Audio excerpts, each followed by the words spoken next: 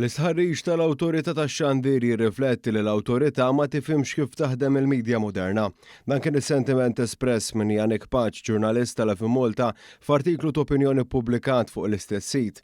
Paċ argumenta kif l-istħarriġ tal-Awtorità jirrifletti aktar fuq fejn tinsab l-Awtorità viżavi ir-risetturi li tirregola milli fuq l-udjenzi li huma s-suġġett ta' kull stħarriġ li jkun ippubblikat mill-Awtorità.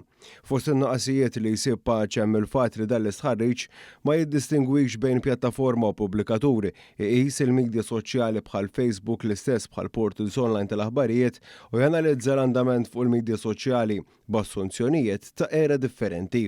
Dan kollu skont Paċ jirrifletti kif l-Awtorità tax-Xandir mhux ippreparata d-dinja li hija tirregola u jinnota kif dawn in-noqqasijiet fil-metodoloġija ta' dan l-istħarriġ magħmul minn ġimgħa ta' telefonati ppreżentati bħala l-andament tal-midja nazzjonali iwasslu biex ir-riżultati maħruġa ikunu ħafna il-bot mir-realtà.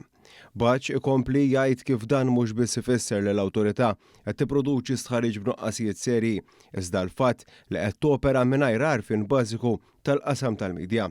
Dan is-sentiment jingħaqad mal-artiklu ta' opinjoni pubblikat ġimgħa qabel taċ-Chairman tal-Istazzjon 1 Silvio Xerri fejn ukoll innota n-noqqasijiet ta' dan l-istħarriġ. Dan speċjalment fid-dawl tal-fatt li dawk li jipprovdu s-servizz, jiġifieri l-Go u l-Melita, jiġbru wkoll statistika reali tal-udjenzi televiżivi ferm aktar preċiżi minn ġimgħat ta' telefonati.